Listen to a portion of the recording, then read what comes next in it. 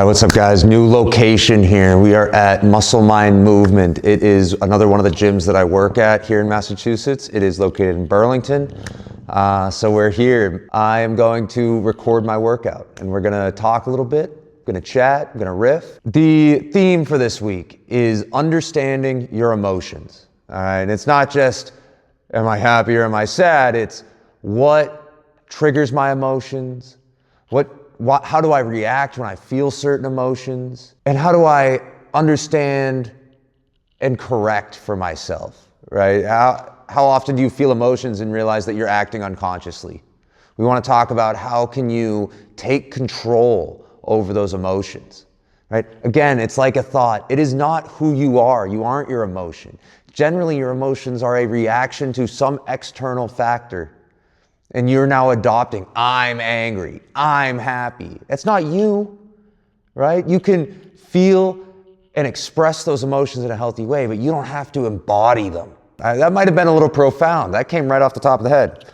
But on that same vein, I wanted to show, lately I've been drinking canned coffees. This is a Black Rifle. I have had a serious problem with going to gas stations lately and getting caffeine. I was drinking White Monsters for a while. Now I'm on to coffees. I'm getting Black Rifle. I've gotten the Starbucks double espresso shot thing. And one thing that I have become more aware of in myself, and maybe that is another emotional trigger, is me buying these, is that I've been maybe feeling a little insecure. Having fears about some of the endeavors that I'm taking. And generally that is followed by nicotine, it's followed by alcohol, and it's followed by amping up my caffeine. So I don't see a problem with coffee. I love black coffee. I love a good double shot of espresso. My fear with these energy drinks, right? You get a White Monster and it's 0 calories, 10 calories, whatever it is. And it's supposed to be, a cut drink, right? But there's sugar, there's crap in it. I've been looking at some of the Starbucks ones, these ones, and I'm like 140, 150 calories. There's all this other added things in it.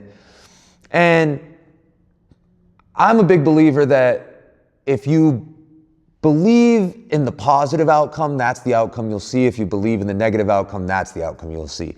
So I try not to sit here and harp on the fact that, it's 150 calories. I don't count calories. But I do try to stay away from artificial, high processed things. And there's 100%, this is a high processed drink. White Monster, high processed. The Starbucks drinks, all high processed, right? So my best bet would be to go get a black drip coffee, an espresso, right? Something that is potentially a little bit cleaner. So I'm considering making it a rule for myself that I am not allowed to go in a gas station anymore, because that always leads to high processed food, high processed drink, and usually some form of nicotine. So we'll see if we can stick with that one. I've been trying to do a lot better about quitting nicotine, and that's, hit or miss. It's one of those things that understanding my emotions would be extremely helpful with. We're starting it off with a push-up, pull-up superset. All right, I've been on a kick lately of push-up, pull-up supersets to start my workout. Trying to get better at full extension all the way down, body control, not really focused on calisthenics, but that's kind of where we're at, is building from the ground up. So just ripped 16 push-ups, let's bang out some pull-ups. Just getting into it, trying to really master the movement of my body. I think that's a big part of my yoga and translating that into the weight room. I'm using weights, I want to get stronger. But at the same time, I want mastery of self. I think that's a big philosophy that all of this leads to. All the primal pillars we're going to talk about is mastery of self. You are the only thing that you can control. How well you perform, how well you understand yourself. That's the epitome of life. That is what I think everyone should be striving for. Why are we so worried about the person next to us, a person on the other side of the planet? Yeah, we should wish the best for everyone. But if you really lock into who you are and being the best version of yourself, and you help spread that to the people around you, that's the movement that grows, that elevates and helps all of us evolve. little preach there. I'll stand on my soapbox. The other thing, I also think that starting my workouts out, rather than a slow stretch, a slow start, I just jump right in, push-ups and pull-ups. I'm not gonna hurt myself doing push-ups and pull-ups, right? But it's hard effort, try to really push myself to failure. It kind of sets the tone for the rest of my workout. It gets me excited to keep working out, right? Can I PR that first set, right? It's fun. Trying to push myself, motivate myself, become better. That's the point of every day, everything, every action, every decision that I make. Bars. Just so we're clear, I only recorded the first set of my push-ups, pull-ups, but I only do 2. I think the philosophy is going until failure. All right, I may not do that every time, okay, but getting to those points of fatigue, you do it in 2 sets, there you go. All right, going for that 3rd set. Maybe you're not giving sufficient break, maybe you're doing too much break. You're sitting scrolling on your phone, you're doing something else, which, to be fair, I am right now. I told you earlier, I'm working on some other things in between my sets, but let's jump right into this next superset. We got 3-way pogo. All right, so part of the reason we're doing that is because all of your problems stem from your feet. We're wearing shoes, your feet are all blocked in, they're closed, your toes are cramped, your arches are so supported, there's no muscle. You're just deteriorating your foot. Okay, so I'm into barefoot shoes, that's what I like to wear. I try to run with them, although right now I wear New Balance. But your feet need to be used, they need to be strengthened, mobile. Your ankles should not be stiff. How often do you sprain your ankle? You roll it in your 2-inch thick running shoes. I do these 3-way pogos, I try to work a lot on my feet to strengthen them and be prepared for any of those incidents, okay? So I like the 3-way pogo, I like it in early in my workout, because it helps prime my feet. We're gonna pair that one off with, what did I say? Dead hangs. Classic dead hang. Get yourself up on that bar. You really wanna just let yourself hang. I'm a little too tall for this, so generally I'll pick my knees up just a bit. But what I love about dead hangs, what I think is more difficult than simply holding onto the bar, is breathing while you're hanging. Because we often are curled up, our shoulders slouched forward, our diaphragm is small. How often have you ever really taken a full breath? This almost forces you to do so. As you stretch your rib cage, your diaphragm, and your shoulder blades. Can you even fill up your diaphragm in this position? I used to have a hard time. When I first started doing this, I would start to feel like I was suffocating because I couldn't breathe while my arms were extended like this. It's something you develop while you go. What I've kind of heard is you should be able to do this for 2 minutes. That's a good sign of health at any age. Ooh. And similarly, forearm strength has been proven to be a great reflector of health, no matter any age. Dead hangs do both of those things. It helps you with your grip strength. It helps you to expand your torso. Decompress the spine. You might grow a few inches. Probably not. You're never going to be as tall as me, but maybe. Probably not. All right, next superset, we're going wall balls and sandbag walking lunges. This is a 10-pound medicine ball. The walking lunges will be a 30-pound sandbag. High rocks events.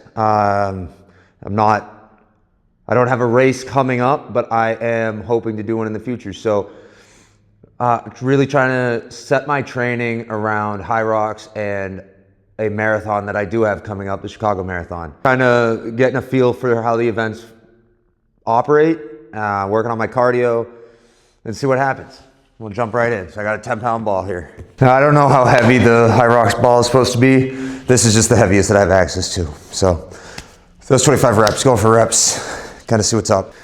I don't know how specific they are with the rules in terms of knee has to tap or what that really looks like. I also don't even know for the wall balls how high I'm supposed to throw it. The gym I'm at doesn't have markings, so I really just try to hit the ceiling. I'm gonna go back.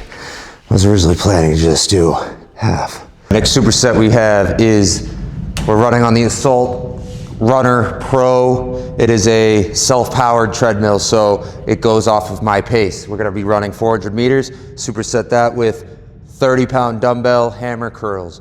All right, you know what they say, curls for the girls, summer's around the corner, sun's out, guns out. We're almost there. So it's all about shred it up, lean out, six pack, lean is law, curls for the girls, biceps are popping. All right, what's up? Let's jump right on. All right, I think I said I was running 500 meters, just a quarter of a mile. Did it in a minute 30. We jump right into our hammer curls. We wanna go slow and under control. Increasing time under tension for those biceps. Get that full extension at the bottom. All right, damn. Took a little bit out of me there. Something I've kind of found is when I jump in with the sprint, you know, you're not really getting the blood flowing yet. Jacks your heart up, you go fight or flight. So as soon as you jump off fast, you know, your body sits there and is like, what the hell just happened? I thought we were about to get going. So, jacks you up. And I think that's part of that aerobic fitness that we're talking about, trying to work on. Everybody's, you know, get your steps in, right? If you gotta go, how long can you last? I don't know. All right, next superset. Rocking with dumbbell lateral raises. I got 25s here. Superset with kettlebell overhead hold for time. All right, so let's start it off with these lateral raises. Give myself a little slight bend forward, roll those shoulders back and down the spine, and we lift. I like to be under control. All right, 13 of those bad boys, and we're gonna rip 20 kilograms. All right, we gotta be able to throw it up there. We'll go ahead, clean it. We're gonna hold it up for time. Trying to keep our pelvis square, our shoulders square. Don't wanna be leaning. All right, we're looking at this exercise for mental toughness. All right, can I hold it up just a little bit longer than when my mind tells me to set it down? Sometimes I like to pair these with walking, so you get what I call a server walk, server march, whatever you wanna say. Press. Square that body off. I think my left arm is a little bit better at these than my right. Which is funny because the left one's the one I freaking shattered. Oh, damn. Whew. If anybody's wondering, you're seeing the method I use to lose 20 pounds in 6 weeks. All right? So a little mix around with my workouts. The diet has been on point. If you follow my Instagram, I upload every Monday everything that I ate in the previous week. So you can see, I don't count calories. I emphasize protein with every meal. And you too could look like this. I'm just kidding. But for real, if you want any coaching, I do online coaching, so hit me up. All right, next superset, we ripped some core. We're finishing it up with this one. Recording's taken up a lot of my time, so it has not been the most exercises in a workout, but it was a good one. I gotta teach a class here in about 30 minutes, so this will be the last superset. Start off hanging leg raises. Whew, I did pretty good keep myself in control on that one. I really like hanging leg raises because it mixes the dead hang with that core control stabilization. And I like if you got a nice long enough, high enough bar, you could let your legs really come back, so you're almost getting that hyperextension into the leg raise. As long as you do it under control, because you don't want to just be swinging yourself up and down. Next up, we're going farmer's carries. We're going 36 kilos each hand. That's about 85 pounds, something like that, each side. This is the most I've either ever done or in about 6 years. One time down and back, farmer carries. Great for putting that body under stress, a lot of load on the skeletal muscular frame. It's great for grip strength, great for core, staying stable. All right, try to be balanced on your feet as you walk, working on that gait. All right, cool. I think we're gonna sign off here. Do we have any closing thoughts? Didn't really get too much into emotional understanding. I guess I really just ripped this as a workout tutorial. Yeah, let's get primal. Oh, but I guess I should, let me pose for this freaking cover photo so you guys all think it's sick and watch the video.